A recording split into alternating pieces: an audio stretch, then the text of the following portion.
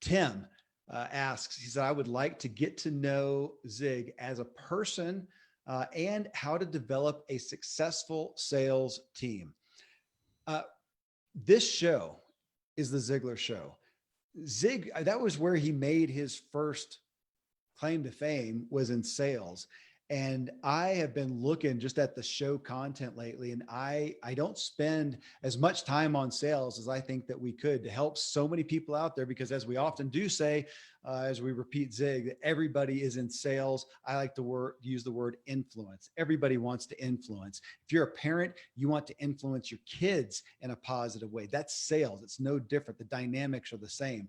So sales, I mean, that is, talk about a source for people that Ziglar has. Now, of course, Zig has Secrets of Closing the Sale, one of the best selling, if not the best selling sales book of all time. And that's the one where, Seth Godin is famous for saying, I listened to the tape of that 72 times or something till it broke. And I had to go buy a whole nother set of tapes. But that is a book. Again, you go to Ziglar.com and go buy Secrets of Closing the Sale. That is a book for life. It's not just for sales, but it's for having influence. If you want influence, go read that. Now, there are also you guys have events and things happening, every week, every month. I don't know how often, that are specifically on business and also on sales. If you want to speak to that while I go get a glass of water so I can continue talking. Go, Tom.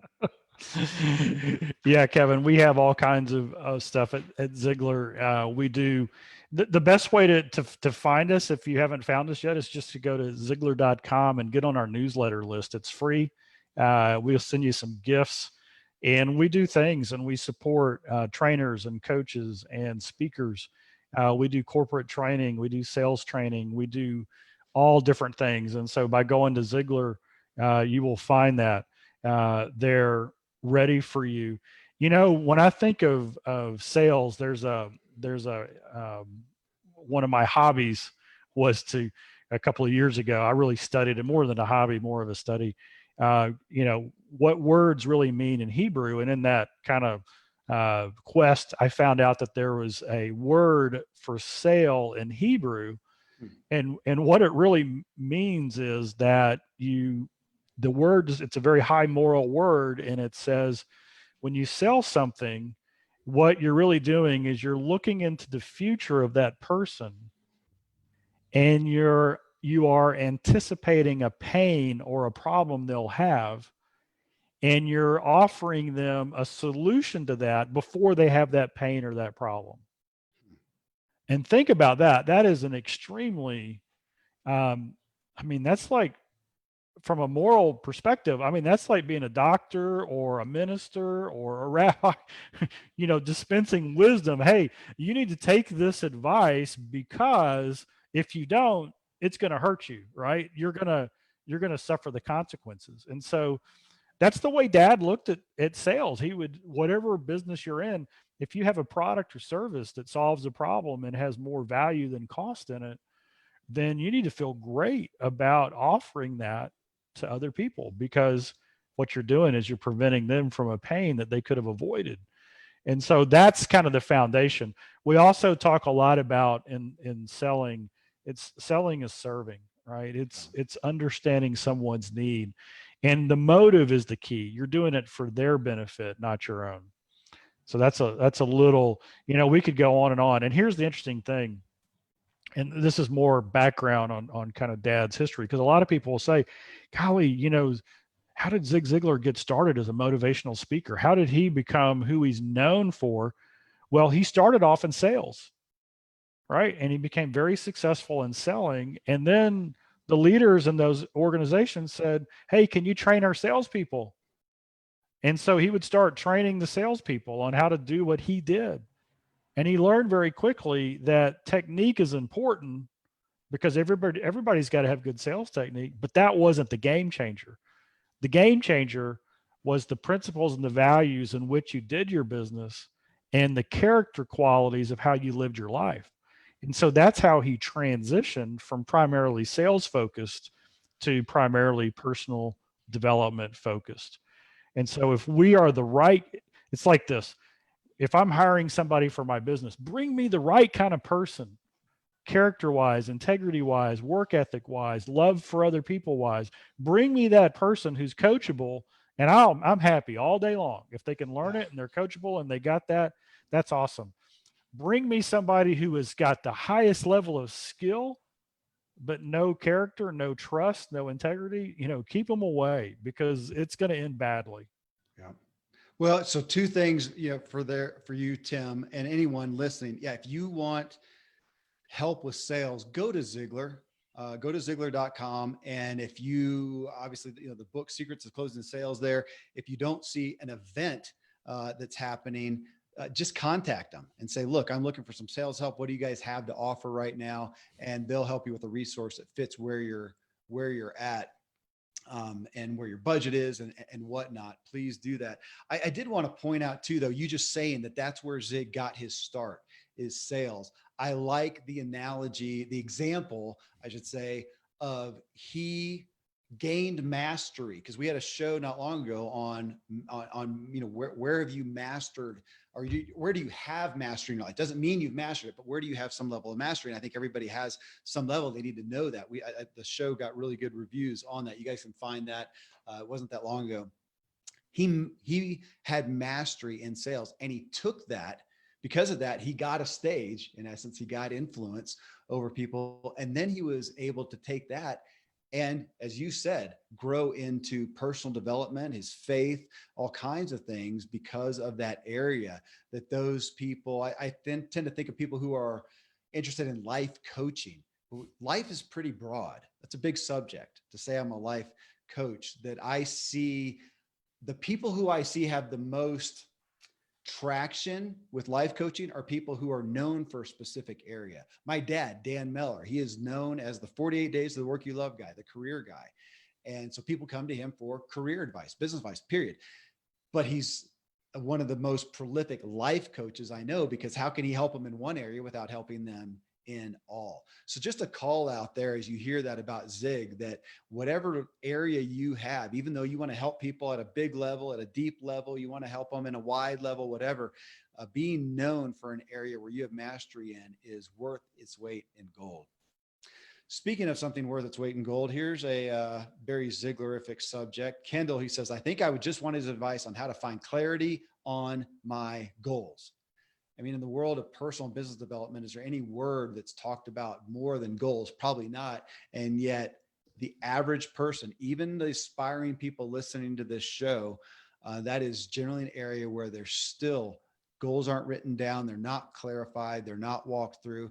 Again, actually, we should do, it's been a long time since we've done a show on just goals, so we won't do that on this one. But again, as far as a resource on goals, I don't know if there's a name known, a brand known more than Ziglar. And right now, yeah, go ahead just to tell people that if you want help with goals, go to Ziglar.com, give them a couple of the resources. Yeah, when you go to Ziglar.com, we have the performance planner, which is actually the step-by-step guide. I've got one right here on my desk, but it looks like this, and it's a workbook. I mean, and it gives you the instructions in the very beginning of how to set and reach your goals. It gives you everything you need. The reality is that we have to ask a lot of questions of ourselves. Who is it that we want to become? What do we want to do? What are the things in life we want to achieve? What drives us? What are we skilled in? What gives us energy? And so the performance planner actually has about the first 15, 20 pages asking all those questions of you. And then once you identify, okay, that's a goal I want, I want to lose that weight. I want to get that lake house. I want to start that business, whatever it is. Then it takes you through the filtering questions to make sure it really is your goal. We do that there. There's also the series, the audio program called How to Stay Motivated. And one of the albums in that series is all about goal setting. And so just a ton of resources there. And here's something that's kind of one of the, kind of the better things that's happening right now in the world is people they're having time to think. I mean, Kevin, I don't know how many conversations you've had. I've had a ton of them, one-on-one or on a Zoom call or on a phone call where people have just had a time to slow down and say, wait a second, there's more to life than the rat race. what is it that I'm best at? Why am I here? How can I make the biggest contribution? What's going to keep me going?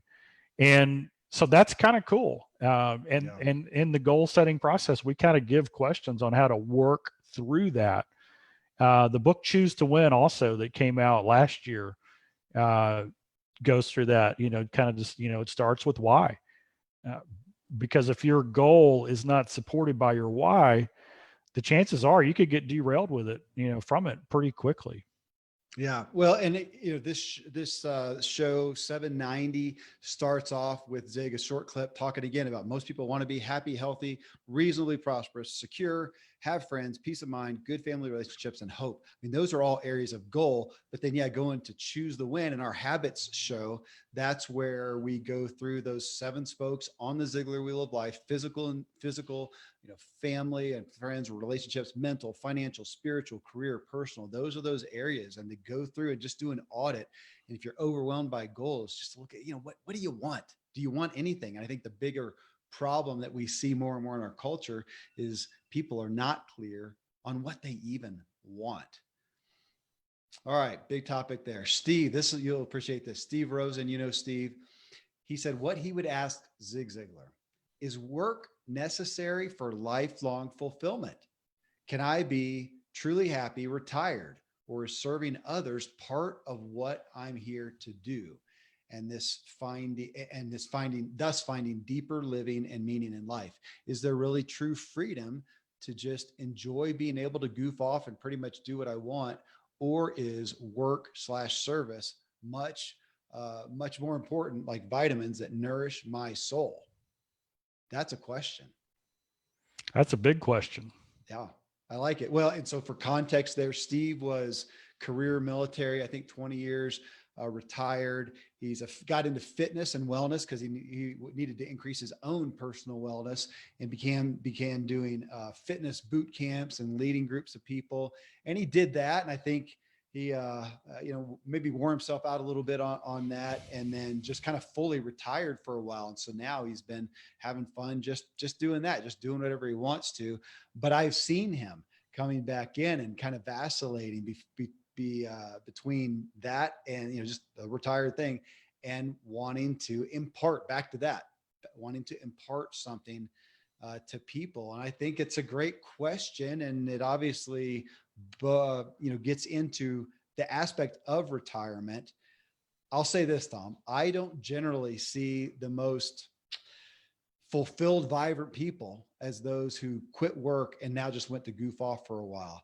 They often will find themselves coming back wanting to be of use somewhere, whether they need the money or not. That's just, again, there's always exceptions, but by far and large, that's my experience. And I know Zig said he would never retire. It's what my dad says. I can't imagine. I just, I got too many things I want to impart, too many things I want to do. I can't imagine being goofing off all day, but it's a valid question. I think I read, or Dad used to say all the time, and he might not say it on the big stage. He would say it at Sunday school, or he would say it in conversations, or when people asked him a question. They would ask, "Are you going to retire?" And he would say, "No, I'm not going to retire. Retirement is never mentioned in the Bible." Yeah. Right. And so I heard that for years. And then I heard my mentor and friend, Rabbi Daniel Lappin, talking about that. And he said in that in Hebrew, in the Hebrew language, there's no word for retirement and there's no word for vacation, which both are real interesting. So when he said, well, here's why, here's the spiritual foundation of why, is they both connotate that the world is now there to serve you. Right? Interesting. Now, sabbatical and getting refueled and everything else, that's everywhere, right? Take the Sabbath off. Yeah. I mean, that's what it's about. And so I think it's a spiritual concept. And so do you have to have a 9 to 5 paying job to serve? I don't think so. Not at all. And so my question is that, we're all here. I believe that we're all here for a purpose, created for a purpose. And there are some people out there waiting for us to come to them and serve them in some way, to lift them up, to lift their burden. And how you define that, I don't think it has to be in the context of, well, I work for XYZ Corp. It doesn't have to be that way. Um, and most people who take the time off and enjoy life, they get antsy. And it's because there's got to be a spiritual purpose out of it. There's also the realization that, hey, sometimes we got to go out and prepare for that next stage, develop ourselves and do that. That's fine too. But the connotation isn't, okay, world, serve me. The connotation is, hey, I'm working on myself and those I love, so that, like the quote, expect the best, prepare for the worst, maximize what comes, so that when my opportunity to help somebody else comes along, I'm ready. And if I think if that's our attitude, I think we're going to be in a good position. Well, you mentioned the word purpose, and in my life, it's been very similar to yours, Tom. Most of it's been spent in personal development, in self-help, in personal growth. Uh, when I see people who are, again, back to however you define success, but if we say people who have great purpose and great personal fulfillment, I find that it generally comes at the end of, or at the hand of, serving other people, being worthwhile. I mean, I think at the end of the day, we all want to be. I want to matter. I want to have served people well, and to find purpose outside of that. I don't see it that much. I don't see it that often. So to Steve's question, now again, you don't have to judge. What does that mean? Is there a certain number? Can you just matter to one person? Does it need to be 1,000 people? That's going to come to you, in a unique way. But yeah, we want to have something to impart to others. There's two side stories on this that I think could give some relevance. Howard Partridge is our business partner, and we do a lot of work with small business owners. We help these small business owners to systemize their business. And we tell them real simply, hey, look, why don't you make your business turnkey so that you don't have to work in the business, right? It's running smooth. It's got systems in place, and then you have the option. You can keep it or you can sell it. And then the underlining thing that we teach along the way is, golly, just imagine when you get your business running right, it's the perfect legacy, intentional gift that you can leave to your family or to those who want to carry on the business, either your team who you've helped grow or somebody you sell it to. And so the whole idea of that business thing isn't, hey, I want to hit the jackpot someday. I want to make, win the lottery and sell my business for a lot and go live on an island. No, it's got a deeper, bigger purpose than that. That might be part of the package, but what you're really doing is creating that environment to help others. The other story that just popped up on this is, I was thinking about grandparents, and so grandparents maybe in their 70s, they're retired. Is their life over? No, they can actually have the most impact ever. Why? Because they've got this lifetime of wisdom, and they have the time to pour into their grandkids. Wow. Which, Mark Tim with Ziglar Family, he tells the story of his grandfather, and I'll do it quick, but he said when he was growing up, he and his grandfather would go fishing.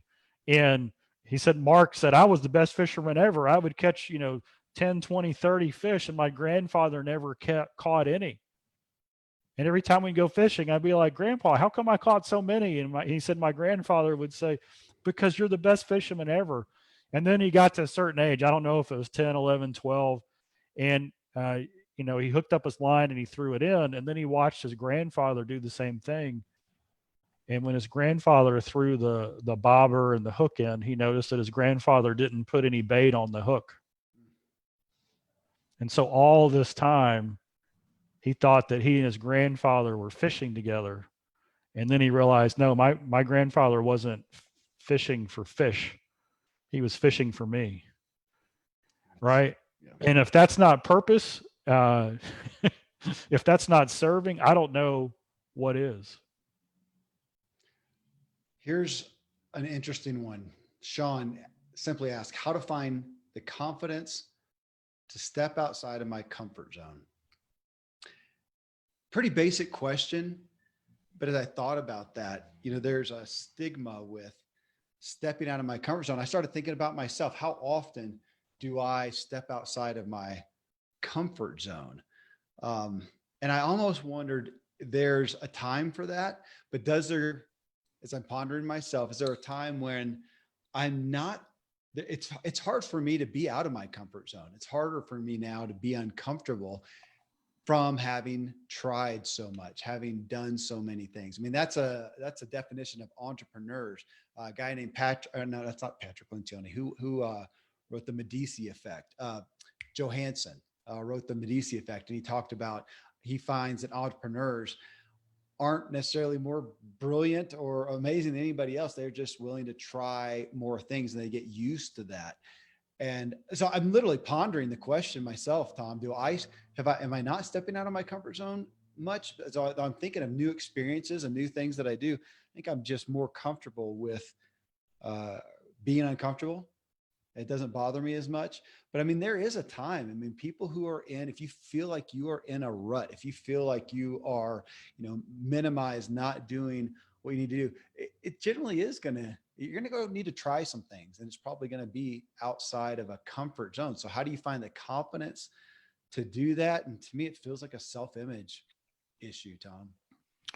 Yeah, one of the things that we've been talking about lately is kind of the difference between a manager style and a coach style. Yeah. Okay. And a manager is interested in results.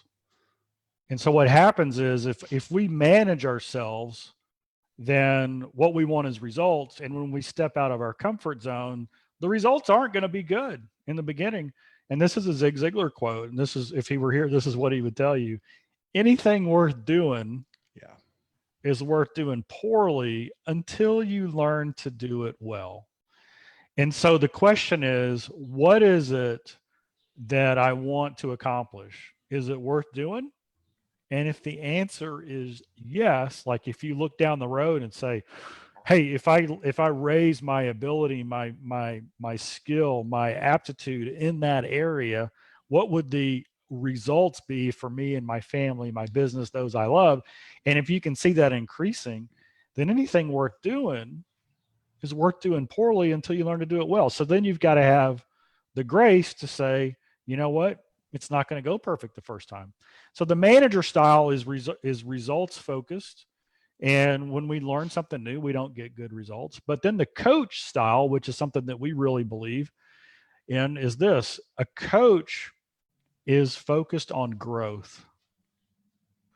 And so I would just encourage you to look at every area of your life and say, what do you want to grow into? Yeah. And growth always happens around stress and pressure and tension and resistance. If we want to grow our muscles, we got to lift weights to burn them up, to break them down so they grow back stronger. If we want our bones to be stronger, we got to put weight on them and put them under pressure so that they get stronger. And so if we want our family to be stronger, to grow, then we might have to sit around the table and interrupt the status quo and say, maybe it's not a good idea that we all go to separate rooms and get on social media separately. Maybe we need to have family night or dinner together. Well, guess what? It's going to happen. That's not the comfort zone. So you're going to get friction, right? Yeah. Because your 10-year-old, your 14-year-old, your 17-year-old are all going to have pretty strong opinions about that. But will you grow as a family if you do that? And the answer is yes. The answer is yes. Yeah. And I'm thinking about that as I talk about myself, not thinking I'm uncomfortable that often. Relationships is still, I know a lot of guys who are all vim and vigor until it comes to the relationships in their lives and the intimacy. And then sometimes not the most confident of guys. I fall into that sometimes as well. It's not always my greatest area to be uncomfortable. Here is from my dear dad, Dan Miller. and who you know is a lifetime Ziglar fan. It's the reason I know of Zig Ziglar. And he said, I would simply ask Zig, to what do you attribute your success? And I read that, and my first thought would be Zig saying his faith in God. And Tom, I'll let you, respond, because, but my first thought to that was, boy, I know a good number of people, I have, and I do, who I believe they really have a strong, devoted, deep, true faith in God, who also struggle with having any great areas of success in their lives. And so to come back and, even to ponder that, to go, what would he say from a personal nature would he attribute his success to? Tom? Well, I'm just going to quote him. He said his number one reason for his success was his character and integrity. Huh. And his number two reason for success was persistent consistency, which is the Ziglar definition of work ethic. So consistency means that if you have a worthwhile goal or objective, you do it every day or as often as necessary. Mm-hmm. Persistency means that when you do it, you take it up a notch, right? You elevate it, you go a little bit extra, you get outside of the comfort zone, right? You expand on it, you force yourself to grow. And I would say that the root of all that came from his faith in God. Uh, so yeah, his faith in God was extremely strong. But I think it's interesting that even Dad said, "Hey, it was my character and integrity, and my work ethic. Hey, I'm successful the way everybody, because I worked really hard at it, and I did it with integrity." Well, to look at that though, if you take in, why do you do that? Why have integrity? Why work hard? Why persevere? Yeah, I look at that. There's so many things in my life that I do not understand. We have these conversations a lot as a family, as you talking about sitting around the table and talking in depth of going, I literally, so it'll be my admission as a father, my sharing, my admission, say, guys, I don't understand life outside of my faith. I don't understand the reason to be faithful, to work hard, to have integrity outside of my faith. If I didn't have it, it would be about me. Just serve me, take what I want, take what I can get. It would be the reason, but I appreciate that. So that's how he walked out his faith. And I would say the same thing. That's what gives me the reason, the desire to have integrity, to do the right thing when nobody's looking, to work hard. It is because of my faith. Man, it's a great question.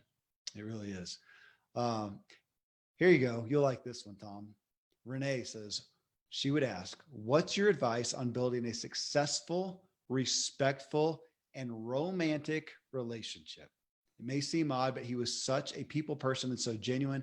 I would love to know what he had to say about personal relationships. He had a lot to say, didn't he?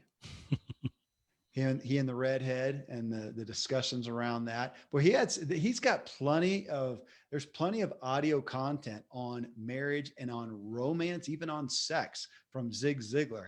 I haven't played it on the show, Tom, but it's out there. It's maybe it's been hidden for too long. Yeah, bring it out. Two programs on family, raising positive kids in a negative world, Mm-hmm. and courtship after marriage.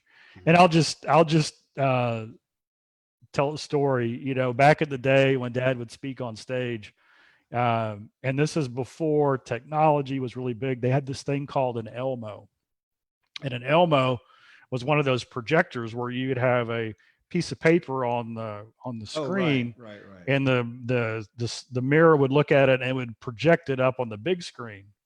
And he would talk about faith and family, and he would say that those who went to church, synagogue, or I think even mosque, reported that they had a better sex life.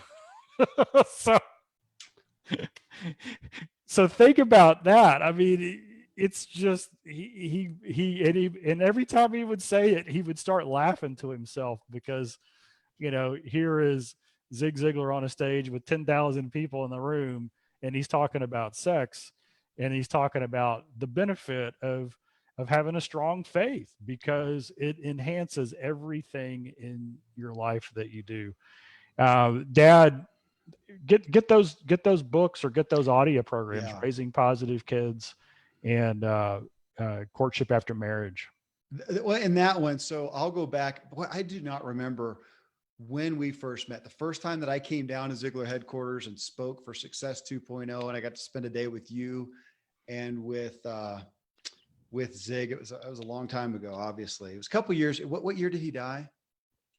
2012. It might have been 2010. And I came down. So that That's was about right. after his fall, and back when uh, he would repeat himself a lot. And I just was so blessed throughout the day as he would take a question, take a topic, and he would enter into it intelligently and then veer it the way that he wanted to go. And the amount of times during that day that he said, talking about divorce, that what would happen to the divorce rate if people would simply court each other after marriage like they did before marriage. He repeated it over and over. It impacted me, Tom, to think that that's one of the threads that he would constantly fall back on. And I thought about it. I talked about it with my wife. What are the things that we did before we married that we don't do now? And I will testify on that romance, as Renee said, is a significant part of my now 27-year marriage. And again, to each his own for everybody, but on that one, that was part of courting.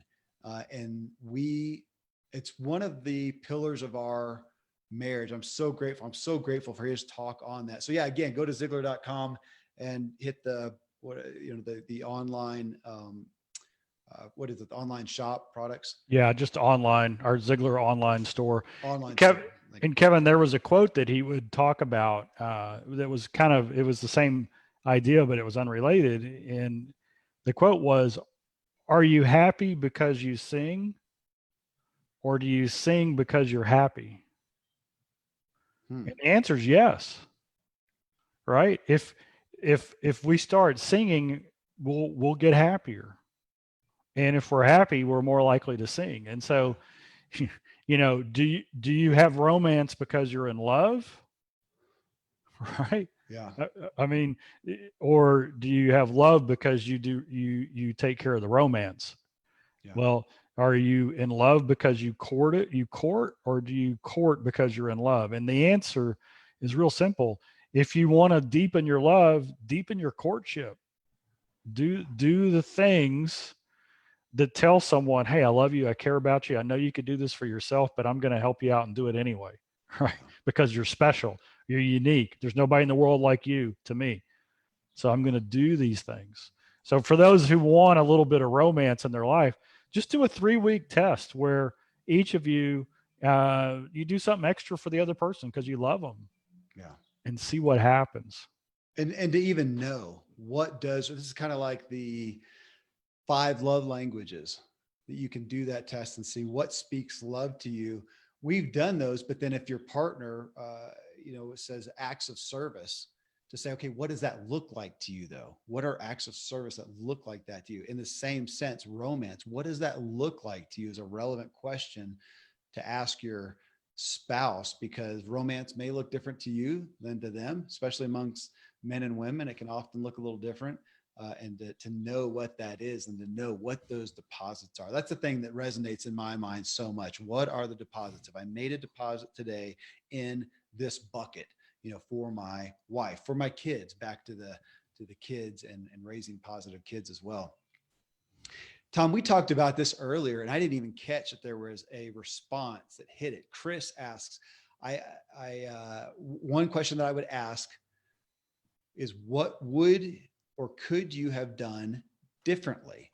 And he says, this is not to say I have any critique on anything that Zig did, but looking back, would there be anything he would have done differently to reach more people or even have more impact?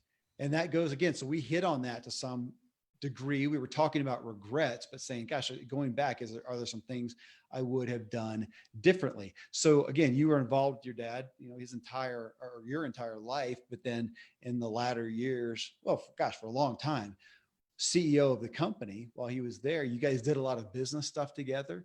I know some stories that, things that you tried, invested a lot in that didn't go the right way, that didn't increase the impact or the reach. And so looking back, I would think surely there's few things that you say, gosh, yeah, I wish we hadn't done that, or man, we'd have known about X, Y, Z. That would have been a great opportunity.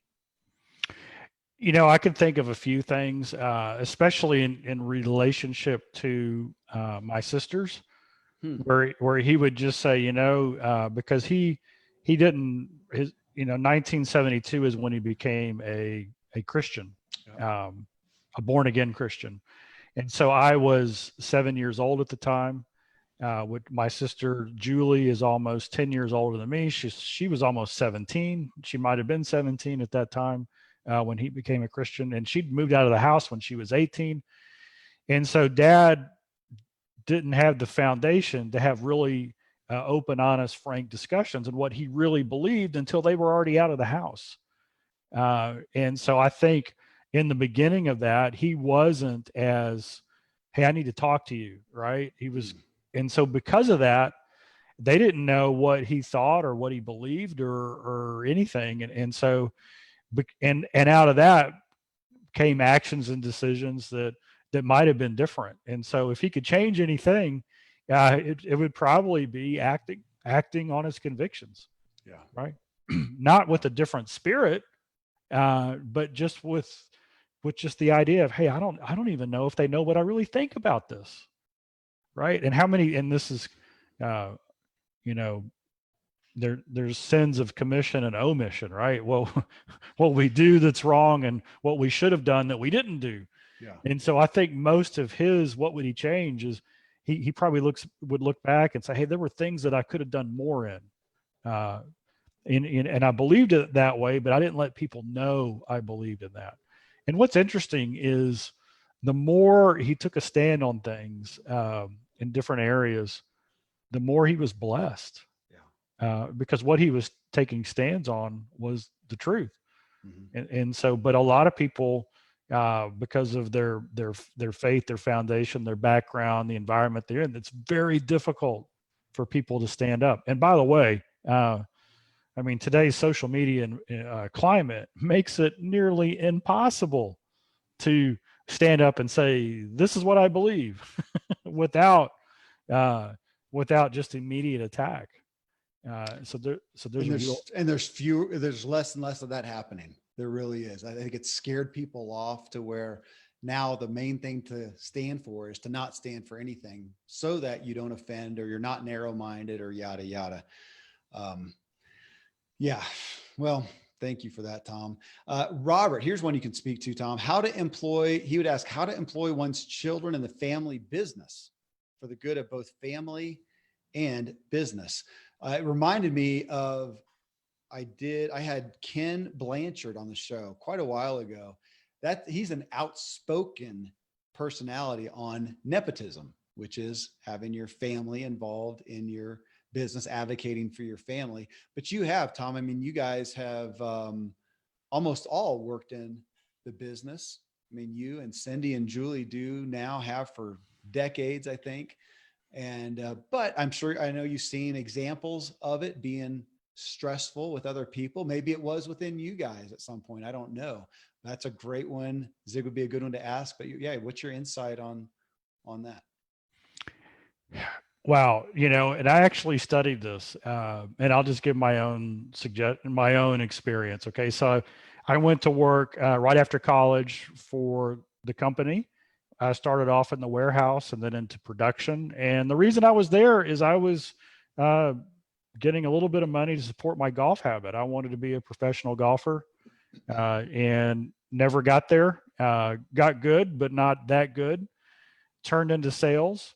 And so one of the challenges that I had is I didn't know if I was doing a good job or not, Hmm. right? Because I'm the boss's son and I'm out there. And so I think the people who managed me and directed me, I believe that their intention and their honesty was true, but there's always kind of that little bit of doubt. Are they telling me that because I'm the boss's son? right? I mean, that's a real issue. So if Sure. you're going to bring somebody into the family, one of the things you got to do is you've got to have that preparation of who's coming in. Hey, you know what? We're going to hold you to a higher standard. You're carrying on the family name. And it's not going to be arbitrary, right? We're going to let you know this is what excellence is called for. This is how you do it. This is how you carry yourself. And you're going to screw up, and that's okay. And we're going to tell you right away. Okay. So out of that, I developed a belief that when my daughter, Alexandra, who now works for us, she's worked for us for 3 years now. I really believed, hey, wait a second. I want her to go work somewhere else before she comes to work for our company, because I wanted her to have that truthful input. Well, then I started studying more. So this is a process, and then I realized, wait a second, in Jewish tradition, which is something I love to study, that's not the way it is at all. I mean, it's a given. You're going to work for the family, but here's the difference: is the father or whoever is running that business, they take ownership of that, right? They actually become into a mentor role and they do everything right. So it's actually fantastic that the child comes in. And I got really, really lucky because our partner, Howard Partridge, just as Alexandra, a few months before she graduated, he said, do you think, Alexandra would like to work for me? And I said, wow, that'd be fantastic. Why don't you ask her? Of course, she jumped on it. And so now my daughter is working in our business, reporting to a mentor of mine and a business partner. And it's like the answer to prayer. It's the best of both worlds. And I'll tell you that, as Alexandra's matured, and she just does fantastic. And it's because of Howard's influence and direction. And there's a lot of maturity that happens when kids go into business. And it's different now than it was, gosh, even 20 years ago, but especially 50 or 100 years ago. I mean, what is the emotional IQ age Yeah. of a 22-year-old person today versus my dad, who started working when he was 6 years old selling peanuts on the corner? I mean, real life was real. I mean, there wasn't like, hey, you know what, someday when you get through with school, if you decide to go to school or you decide to go through in 6 years, none of that was even a discussion. It was, you got to go to work because we need to eat. And that is a different level of maturity. So for the business owners out there who are thinking about bringing your family in, man, there's nothing better. I believe there's nothing better that you could do, but you really need to get some wise counsel on how you're going to bring them in. What are the expectations? What are the guidelines? Because you definitely don't want the reputation, whether it's earned or the perception that it's easier, they're getting a free ride, or they're not carrying their weight. Family members got to carry way more than their weight. I mean, it's just the reality. The other thing that I would say to this, and this is what we do when we work with business owners, is we teach business owners how to systemize everything. And so here's a real rub, okay? So the founder has a way of doing something, and a child comes to work and they've got different gifts and talents. I could never be Zig Ziglar, right? I don't have that gift or that talent, but I've got gifts and talents that dad didn't have. And so a lot of times a founder mentality is, hey, this is the way I do it. This is the way we've always done it. This is the way you need to do it. And the problem is you can't maximize your family's gifts and talents because they're all different. When you systemize a business and you know how every system runs, and somebody, a family member or even a team member comes and says, hey, what if we did this instead? What if we tried this? Because you already have the system and their comment is on the system, hey, let's tweak the system. It makes it real easy for everybody to give it a run, to give it a try, because I am not challenging my father or the manager or the owner's opinion or the way they've always done it. Instead, I'm just saying, hey, what if we did this with the system? And so that allows for a much better relationship, a lot less friction in the family relationship. So yeah, bring them in, do it right, give them some advice. So I've learned from Dave Ramsey on this. I've learned from Howard Partridge on this. I've learned from Rabbi Lappin on this. I mean, there's a lot of places that you can learn, but you've got to know going in that the expectations on everybody is going to be kind of weird. And I've also been around business owners where the business is worth hundreds of millions of dollars, and it's now 3 generations in, and the families are being torn apart because even though they had a successful business, the expectations, the way we work together, how do you get compensated based on your contribution, versus your ownership, those kind of things. Guys, you gotta, when you set it right from the beginning, it changes everything. Just a lot of wisdom to go and get. And my two, I love some what you laid out there on the systems, especially not a strong suit of mine, but in working with my kids, I've got a daughter who does some of the production for the podcast, and she's just about to step up in about 2 weeks to totally take it over. I'm going to have her take over a couple other roles as well.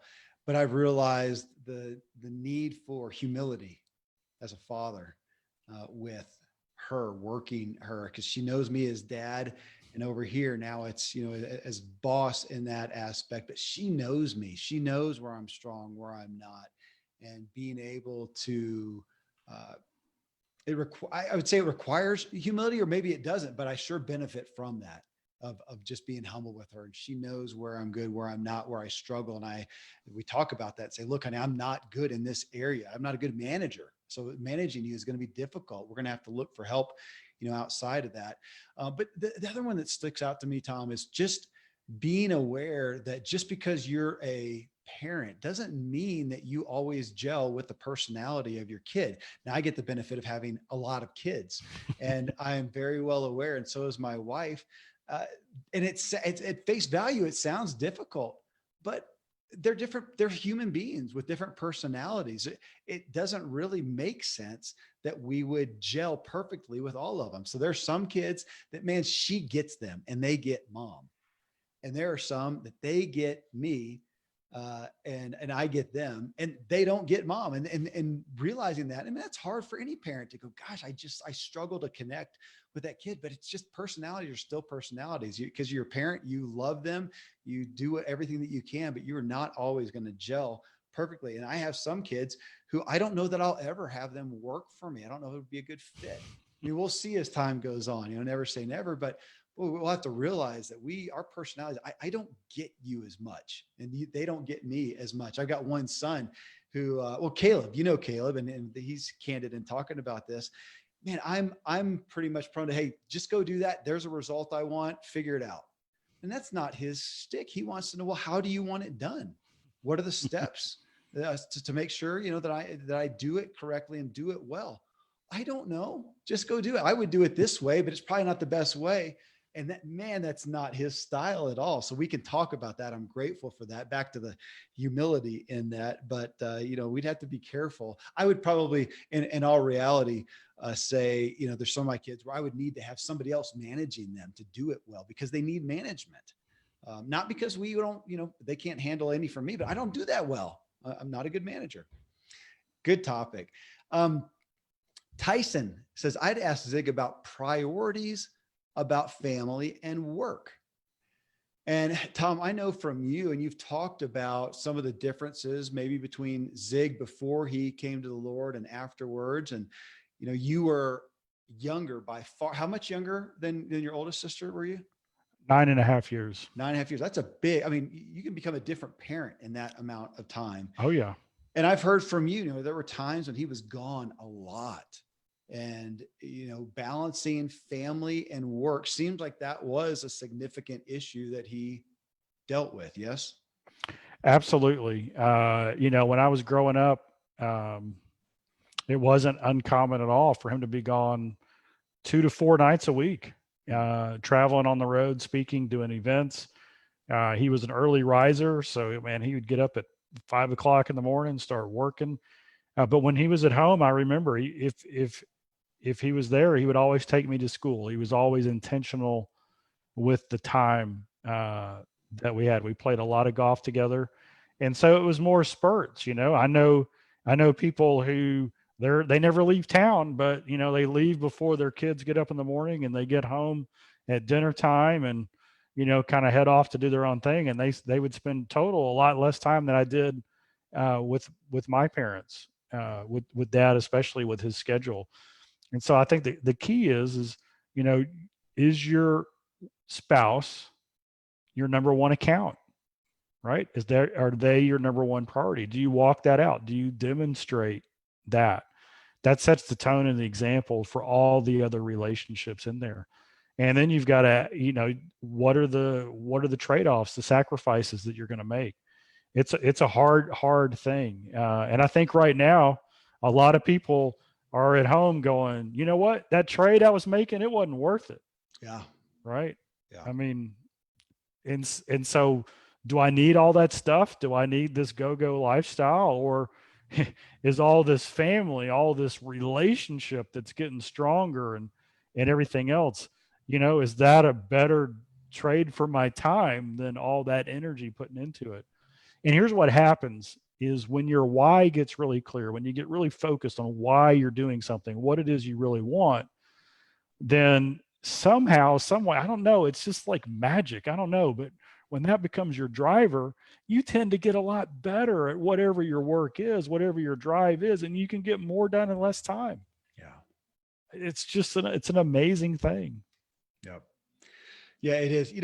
And I am reading these questions specifically that people put in there. I do want to just recognize so many, of course, effusive statements about the impact that Zig had in everybody's life. So sometimes they may have written 5 sentences about the impact that they got, and I am skipping just for the a little brevity of the show to the questions, but just want to recognize the incredibly uh, blessed and beautiful statements that so many people said about Zig and the influence in their lives. Frank did a lot too, but I'm going to cut to his question. He says, how did Zig continue to bless others even when being attacked with a negative circumstance or situation? Tom, I wasn't privy to that. You saw him on stage in front of tens of thousands of people over and over and over. He was there.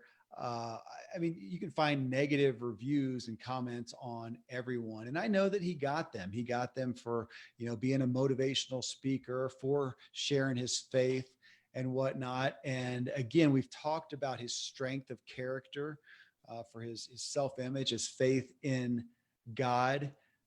Was he ever bothered, rattled any by the negative attacks? From let's just divide the attacks up. From people who didn't know him or outside sources, I don't think it bothered him at all. Yeah. I remember he got invited to a prayer breakfast, and it was a government. I don't know if it was Virginia or whatever. It was their official state prayer breakfast, and they said, "Hey, we want you to pray and speak and pray at the prayer breakfast." Well, he figures, hey, you know what? They're inviting Zig Ziglar. They know what I believe in, and so it was a non-denominational event, right? Well, and it's government, and so he shares his faith. And so some of the people attacked him for doing that. And he's like, I don't know. It was a prayer breakfast. They asked me to share about faith. So I did. Uh, and so it didn't phase him in the least amount, whether it was warranted or unwarranted. Then the second type of attack would be uh, he would just, he realized it had nothing to do with him and it was about the person Right. that was attacking. Yeah. And that never phased him either. In fact, if anything, he would become more concerned, overly concerned for that person's well being. I saw him many times go above and beyond what he should have, not because he was offended or upset that they had wronged him, but because he felt so like maybe they would listen to what he had to say because he was so sincere. The third level, and I won't call this an attack, but more of a correction, would be people in the inner circle would say, "Hey, you might want to do less of that, or you might want to think about that." boy, he'd take that real serious, right? Because he knew that their heart was right. And then there's let's just call it the difficult circumstance where it's really not attack. It's just that life's pretty crummy right now. What allowed him to pour into people so much is he knew his purpose. And his purpose was to go out and to share a message that could change somebody's life. And so every time he spoke, he always wanted to be as prepared as much as possible. He wanted to give the best speech he'd ever given. Because if he knew that he did those two things, then maybe, just maybe, somebody in that room would take what he said, apply it to their own life, and their life would be changed. Yeah. So that would allow him just that focus and that belief, even when he was going through a storm or a tragedy, to be able to go out on the stage and do what he did, because he knew that his purpose was bigger than him. His purpose was everybody in that room. And this is where leaders and speakers and people from all different walks get into trouble, is they think that the room is there for them instead of them being there for the room. Right? As a leader, we're there for the people. They're not there for us. We're there for them. We're there to serve. And we're back to that topic that we've come back to so many times, of integrity. I'm going to end on a heartfelt sharing from somebody, Merrill. He says, I would ask Zig, why do I care so much about how or what people think of me? I never thought I was that person, but you learn really quickly where you stand with rejection when you have to put yourself out there and sell ideas or products to people. I know there's a difference between caring about people and caring about what people think, but sometimes I have blurred that line my whole life, and it really holds me back. We talked about sales a couple of times, about influence, and that is a part of the Secrets of Closing the Sale book, is talking about rejection and what people think of you. Probably the primary handicap, Achilles heel of sales, is just that. I think it's hard on anybody naturally to get rejection, especially if you believe in what you have. If you really believe it could help that person, and to get rejected, to not take that personally is, again, is different. And maybe that comes back to, Zig saying, hey, nobody's a natural born just salesperson. It's something you learn. Well, rejection is a primary part of sales. And that's my experience, Tom. That is something I had to learn. It didn't feel good to begin with. And I don't know that it ever would have if I didn't get teaching and training on how to deal with that well. And of course, we're always dealing with how we view ourselves, our own self-image, our own integrities we've talked about so often. So what a great question. Why do I care so much about how or what people think of me? We talked about it earlier. You need to flip from people value me because of my results, right? And so if they say no to the offer, no to my proposal, they're saying no to me, right? Because I am my results, right? I am the result of this. And switch over to growth. Okay. Every day I'm going to grow a little bit more. So this is what Dad did when he would come off stage, and I would ask him, and let's just say he had 3 standing ovations in a speech, not uncommon at all, right? And I would say, how'd you do? He never judged his performance by the reaction of the audience. So I want you to hear that. As a manager, as a leader, as a salesperson, we're going to get rejected, right? We're going to have people say no. We're going to have to say, man, you missed the mark. Instead, this is how he judged what he did. Did I prepare as much as I could have? And did I speak the truth in love? And so if we're on a quest of growth to where I'm going to know everything about the client. I'm going to know everything about this team. I'm going to do everything I can. I'm going to prepare. And I do that. And then I go in and I give the best presentation I know how. Well, guess what I've just done? I've honored my integrity to give them the best that I have. and everything else is outside of my control. What they do or say after that point is up to them. And so then I can take joy in the process. I can take joy in learning and being a professional and doing everything that I can. So do we have value because other people give us value, or do we have value because of who we are? Right.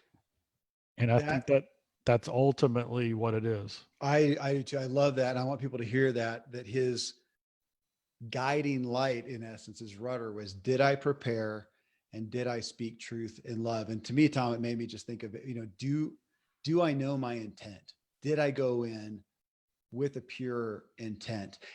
But it does take, I mean, to do that well takes, I think, a level of self-awareness of knowing ourselves, knowing, knowing ourselves and knowing, okay, is my intent good?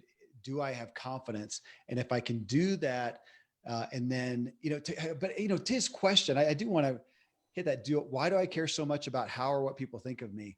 I don't think there's anybody outside of a psychopath who doesn't care to some extent what other people think of them. I mean, again, it's human nature, and it's what Right. drives us, I think, to good things, to care what people, but do I let that say what I am, say who I am? So again, going back to that, I've had to, Tom. I mean, I'm a guy who obviously, just like you, have got a stage, and we go up and we talk, and man, I want people, I do care what they think of me, but I've got to have that level of self-worth on the back burner to know, man, I did go in with good intent. And there have been times when I got pot shots thrown at me, and I would look back and go, it wasn't that I don't think I ever went into a place without good intent, but sometimes I hadn't prepared.